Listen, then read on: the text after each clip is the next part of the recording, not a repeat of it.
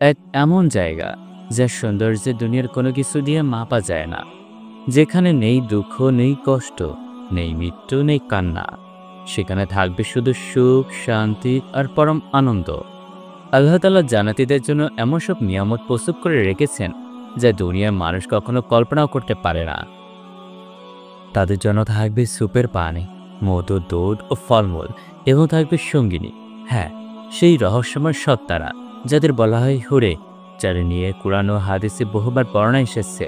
কিন্তু একটি প্রশ্ন বহু মানুষের মধ্যে ঘুরপাক খায়: হুরদের কি কুমারিত্ব থাকবে, নাকি এটি শুধু একটি কাল্পনিক ও অতিরঞ্জিত ধারণা? কেউ বলেন এটা প্রতীকী, কেউ বলেন একেবারে বাস্তব, আবার কেউ এসব নিয়ে সন্দেহ পোষণ করে, কারণ তারা দুনিয়ার যুক্তি দিয়ে পরকালকে বোঝাতে চান। তবে সত্যটা কি? এই প্রশ্নের উত্তর কিভাবে পাওয়া যাবে? একটি পথ আছে। আমরা ফিরে যাই সেই মূল উৎসে, আল কোরআন ও সহিহ হাদিসের আলোকে। আসুন আজ আমরা একসাথে খুঁজে দেখি এই প্রশ্নের উত্তর।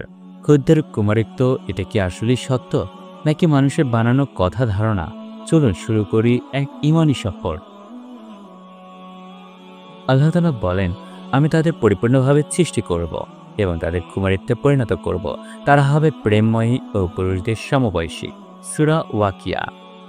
সালামা ইবনে ইয়াজিদ আল জুফি থেকে বর্ণিত, তিনি বলেন, আমি আল্লাহর বাণী সম্পর্কে বলছি, আমি তাদের নতুনভাবে সৃষ্টি করব এবং তাদের কুমারিত্বে পরিণত করব।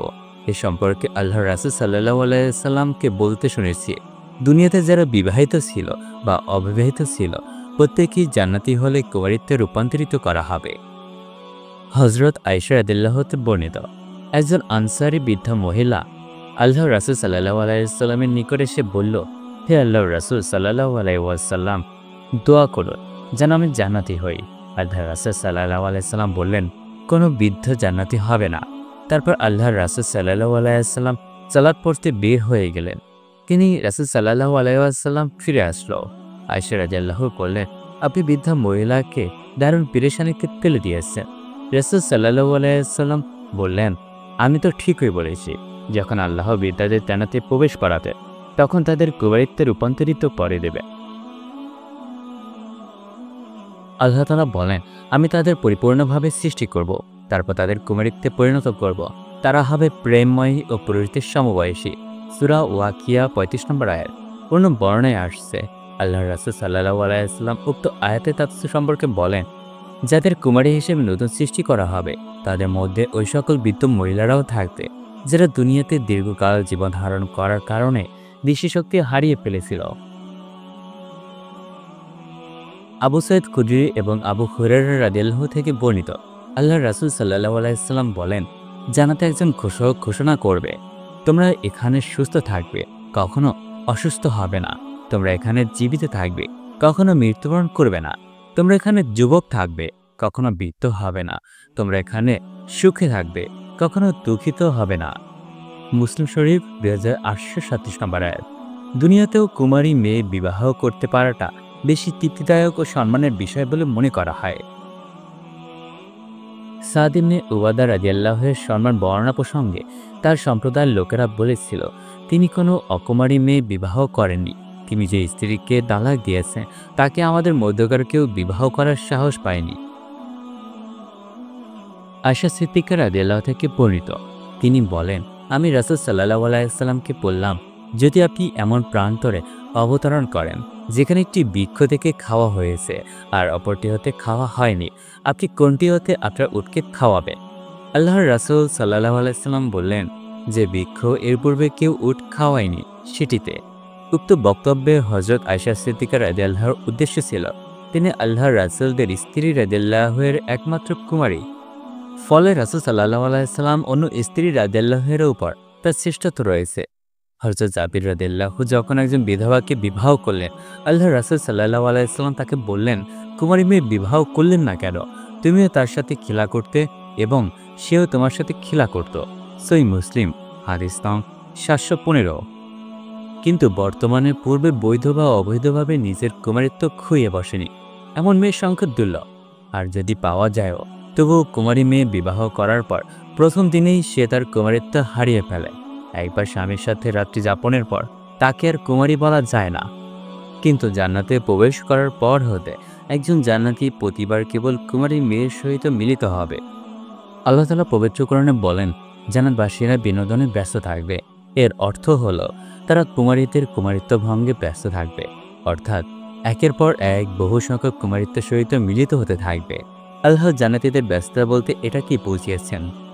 ইবনে আব্বাস রাদিয়াল্লাহু থেকে বর্ণিত, আল্লাহর রাসূল সাল্লাল্লাহু আলাইহি ওয়াসাল্লামকে প্রশ্ন করা হয়েছিল, হে আল্লাহর রাসূল সাল্লাল্লাহু আলাইহি ওয়াসাল্লাম, জান্নাতে আমরা কি আমাদের স্ত্রীদের সহিত মিলিত হব যেভাবে আমরা তাদের সহিত দুনিয়াতে মিলিত হই?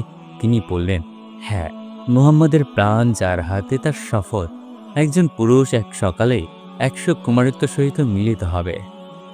এই হাদিসের রাবিজায় সম্পর্কে ইবনে মুইন বলে, সে নেককার ব্যক্তি, কিন্তু মুরা বলেছেন সে কিছুই নয়, সে দুর্বল, তবে তার হাদিস লেখা যায়। আবু হাতিমও এমনই বলেছেন। দারাই কুতনি বলেছেন সে নেককার ব্যক্তি, নাসাই তাকে দুর্বল বলেছেন, আর সাদি বলেছেন সে আস্থাভাজন ব্যক্তি। ইবনে কায়েম বলেন সে নির্ভরযোগ্য হওয়ার জন্য ইহাই যথেষ্ট যে সুবা তার নিকট হতে হাদিস বর্ণনা করেছেন। অর্থাৎ ইবনে আল কাইম রহমতুল্লাহ হাদিসটি গ্রহণযোগ্য বিবেচনা করেছেন। অন্য একটি সহিহ হাদিসে অনুরূপ বর্ণনা এসেছে, নিশ্চয়ই জান্নাতে একজন পুরুষ একদিনে 100 কুমারী মেয়ের সহিত মিলিত হবে। সুতরাং এই হাদিসটি পূর্বেরটিকে প্রত্যয়ন করে। প্রশ্ন হতে পারে, সে সকল নারীদের সহিত একজন মিলিত হবে, তাদের সহিত কি পুনরায় মিলিত হবে না? এ ব্যাপারে হাদিস পাকে বর্ণিত আছে। আবু সাঈদ আল খুদরি রহমতুল্লাহ থেকে বর্ণিত, আল্লাহর রাসূল সাল্লাল্লাহু আলাইহি ওয়াসাল্লাম বলেন, জান্নাতবাসীরা যখনই তাদের স্ত্রীদের সহিত মিলিত হবে, তখনই সেসব স্ত্রীরা আবার কুমারী হয়ে যাবে। হযরত আবু হুরায়রা হতে বর্ণিত, আল্লাহর রাসূল সাল্লাল্লাহু আলাইহি ওয়াসাল্লামকে প্রশ্ন করা হলো, আমরা কি জান্নাতে আমাদের স্ত্রীদের সহিত মিলিত হব? তিনি বললেন, হ্যাঁ, যার হাতে আমার প্রাণ তার শপথ, এবং সে সময় তোমরা তাদের খুবই শক্তভাবে আলিঙ্গন করবে, আর যখনই তাদের রেখে উঠে দাঁড়াবে, তারা পুনরায় পবিত্র হয়ে যাবে, কুমারী হয়ে যাবে। আবু উমামা রাদিয়াল্লাহু হতে বর্ণিত, রাসূল সাল্লাল্লাহু আলাইহি ওয়াসাল্লাম বলেন, জান্নাতবাসীরা কি জান্নাতে স্ত্রীর সহিত মিলিত হবে? তিনি বলেন, হ্যাঁ, যার হাতে আমার প্রাণ তার শপথ। তারা তখন মেয়েগুলোকে ভীষণভাবে চিপে ধরবে। রাসূল সাল্লাল্লাহু আলাইহি ওয়াসাল্লামের হাত দিয়ে ইশারা করে দেখালেন। তিনি রাসূল সাল্লাল্লাহু আলাইহি ওয়াসাল্লাম আরও করলেন, কিন্তু সেখানে মণিবীজ নির্গত হবে না এবং মৃত্যুও নেই। হাদিসটি দুর্বল, তবে তা পুরোপুরিভাবে আগের সহিহ হাদিসটির সহিত সামঞ্জস্যপূর্ণ। এখানে কেবল এতটুকু বলা হয়েছে যে রাসূল সাল্লাল্লাহু আলাইহি ওয়াসাল্লাম হাত দ্বারা ইশারা করলেন এবং বললেন, কোনো মণি নেই, মৃত্যুও নেই। এই দুটি বিষয়ই কোরআনের দ্বারা প্রমাণিত। জান্নাতীদের মৃত্যু না থাকার বিষয়টি আল্লাহ বলেন, ও তো মৃত্যুর পর তারা সেখানে আর মৃত্যুবরণ করবে না। তাদের রব তাদের ভীষণ শাস্তি হতে মুক্তি দেবেন। এটা তোমার রবের অনুগ্রহ মাত্র। এটা এক মহা সফলতা। সূরা দুখান ৫৬ নম্বর আয়াত। আর মনির বিষয়টি পবিত্রতার ব্যাখ্যাতেই আলোচিত হয়েছে। আল্লাহর রাসূল হাত দ্বারা ইশারা করে দেখালেন। এই কথাটি সেই হাদিসটিকে উল্লেখ না থাকলেও শক্তভাবে আলিঙ্গন করার কথা সেখানেই উল্লেখিত রয়েছে। এই অর্থে আরবিতে দাহমান শব্দ ব্যবহার করা হয়েছে, যার অর্থ সম্পর্কে ইবনে আল আসির বলেন, সহবাসের সময় স্ত্রীর উপর তীব্র চাপ প্রয়োগ করা বা তাকে আন্দোলিত করার মাধ্যমে তাকে ব্যতিব্যস্ত করে তোলা। হাদিসে বলা হয়েছে দাহমান দাহমা, অর্থাৎ শব্দটি দুবার ব্যবহার করা হয়েছে। এর অর্থ একের পর এক অনবরত এমন করতে থাকা। দুনিয়াতেও পুরুষদের পক্ষ হতে মেয়েদের উপর এমনটি হয়ে থাকে। অন্য একটি হাদিস এসেছে, যখন কোনো পুরুষ তার স্ত্রীর বিশেষ চার কপটঙ্গের মাঝে অবস্থান গ্রহণ করে এবং তাকে পরিশান্ত সহবাস করে, তখনই তার উপর গোসল ওয়াজিব হয়ে যায়। সাহাবারা যখন জান্নাতে স্ত্রী মিলন হবে কিনা এই বিষয়ে নবীজিকে প্রশ্ন করলেন, রাসূল সাল্লাল্লাহু আলাইহি ওয়াসাল্লাম তাদের জানিয়ে দিলেন, শুধু মিলন হবে তাই নয়, বরং দুনিয়াতে যেমন তোমরা মেয়েদের নিজেদের ইচ্ছামতো ব্যবহার করে থাকো, জান্নাতেও হরিণী নয় না হুরদেরও তোমাদের বাহুবন্ধনে তোমাদের ইচ্ছামতো আন্দোলিত হবে এবং অতিমাত্রায় পিষ্ট হবে, যেন তারা তোমাদের দাসী মাত্র, কারণ তাদের সৃষ্টি করা হয়েছে তোমাদের মনোতুষ্টির জন্য। তবে পার্থক্য এই যে দুনিয়াতে স্ত্রীরা অভিযোগ করে অবাধ্য হয় বা বিরক্তি প্রকাশ করে, কিন্তু চিরযৌবনা সেসব মায়াবিনীরা তোমাদের কাছে অতিরিক্ত তার অভিযোগ করবে না। ক্লান্তি হবে না, বিশ্রাম নেবে না, বরং তুমি যেমন তাকে উপভোগ করছো সেও তোমাকে উপভোগ করবে। আল্লাহর রাসূল সাল্লাল্লাহু আলাইহি ওয়াসাল্লাম পবিত্র স্ত্রীদের কথা উল্লেখ করলে একজন সাহাবী প্রশ্ন করলেন, তাদের মধ্যে কি নেককার স্ত্রী থাকবে? তিনি রাসূল সাল্লাল্লাহু আলাইহি ওয়াসাল্লাম বললেন, নেককার নারীরা নেককার পুরুষদের জন্য, তোমরা তাদের উপভোগ করবে যেভাবে দুনিয়াতে করে থাকো, এবং তারা তোমাদের উপভোগ করবে, কিন্তু কোনো সন্তান জন্মাবে না। যে তোমাকে উপভোগ করে তার সাথে মিলিত হওয়ার তৃপ্তি কেমন হতে পারে? তার অঙ্গ প্রত্যঙ্গ স্থির থাকবে না। যে স্থানে হাত রাখলে তুমি শিহরিত হও, তারা সে স্থানেই হাত রাখবে। এভাবে তার প্রতিটি সঞ্চালন হবে তোমার চাহিদার সাথে সঙ্গতি রেখে। আল্লাহ বলেন, আমি তাদের সৃষ্টি করেছি পরিপূর্ণভাবে এবং তাদের করেছি কুমারী, তারা প্রেমময়ী ও সমবয়স্কা। ইবনে আল আরবি বলেন, আরব বলা হয় ওইসব মেয়েদের যারা স্বামীর অনুগত এবং স্বামীকে ভীষণ প্রিয় জ্ঞান করে। আবু উবাইদা বলেছেন, যারা স্বামীর সহিত উত্তম সঙ্গ দেয়। ইবনে আল কাইম বলেন, তার উদ্দেশ্য হল যেসব মেয়েরা সহবাসের সময় নমনীয়তা অবলম্বন করে এবং উত্তম মুআমালাত করে, যা করতে বললে স্বামী খুশি হয় সে তাই করবে, এক্ষেত্রে সে কোনোরূপ লজ্জা করবে না। দুনিয়ার কোনো মেয়ে ওভাবে তোমাকে তৃপ্তি করতে পারবে না। বেশিরভাগ সময় তারা বুঝতে পারে না তুমি কি চাও। ওদের পিছনের সময় ব্যয় করে তোমার আখিরাতে এই মহামূল্যবান রত্ন হারানো বোকার পরিচয় বই কি। দুনিয়ায় অপবিত্র অরুচি মেয়েদের প্রেমে করে যারা জীবন যৌবন খোয়াচ্ছে, তাদের পিছু নিও না। নিজেকে এসব মায়াবী হরিণের প্রেমে ডুবিয়ে দাও। নিজের জীবনকে আল্লাহর রাস্তায় রপ্ত করে ফেলো। অনন্ত যৌবনা তোমাকে রঙিন সাগরে ডুবিয়ে রাখবে। আল্লাহর রাসূল সাল্লাল্লাহু আলাইহি ওয়াসাল্লাম প্রায় বলতেন, যার হাতে আমার প্রাণ তার শপথ, যিনি আমাকে সত্য সহকারে প্রেরণ করেছেন।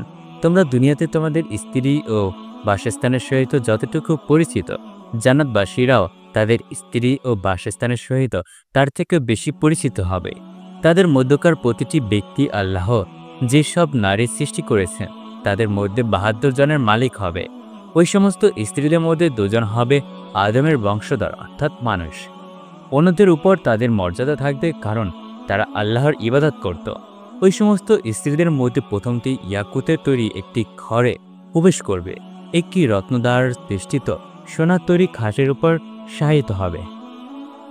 তার গায়ে সুন্দর ও ইস্তাবারকের ৭০টি পোশাক থাকবে। পুরুষটি তার হাত মেয়েটির কাঁধের মাঝে রাখবে। সে তার হাত মেয়েটির বুকের ভিতর দিয়ে সমস্ত পোশাক, হাড়, চামড়া ও মাংস ভেদ করে দেখতে পাবে, এবং সে মেয়েটির হাতের ভিতর যে মজ্জা আছে তাও দেখতে পাবে। যেভাবে স্বচ্ছ রত্নের ভিতর যে সুতা থাকে তোমরা তা দেখতে পাও। মেয়েটির কলিজা হবে ছেলেটির জন্য আয়নার মতো, এবং ছেলেটির কলিজা হবে মেয়েটির জন্য আয়নার মতো। ছেলেটি মেয়েটির সহিত মিলিত হবে। মেয়েটি তাকে ক্লান্ত করতে পারবে না, সেও মেয়েটিকে ক্লান্ত করতে পারবে না। ছেলেটি যতবারই মেয়েটি নিকট আসবে তাকে কুমারী অবস্থায় পাবে। পুরুষের বিশেষ স্থান কখনোই নমনীয় হবে না, এবং মেয়েদের উক্ত স্থান কখনোই অসহনীয়তার অভিযোগ করবে না। এই অবস্থায় যখনই দীর্ঘক্ষণ চলতে থাকবে তখন একটি ঘোষণা শোনা যাবে, আমরা জানি তুমি কখনো ক্ষান্ত হবে না, কিন্তু জানাতে তো মনিবিজ্র নেই, অর্থাৎ সেজন্য অপেক্ষা করার দরকার নেই, আর তোমার জন্য অনেক স্ত্রী রয়েছে। সুতরাং এখন এই মেয়েটিকে ছেড়ে অন্য স্ত্রীদের প্রতি মনোযোগ দাও। তারপর সে একে একে প্রতিটি স্ত্রীর নিকট যাবে। সে যে স্ত্রীর নিকটই যাবে সে বলবে, আল্লাহর কসম, জান্নাতের ভিতর আপনার চেয়ে বেশি সুন্দর অন্য কিছুই আমি দেখিনি, এবং আপনি আমার নিকট অন্য যে কোনো বস্তুর তুলনায় বেশি প্রিয়।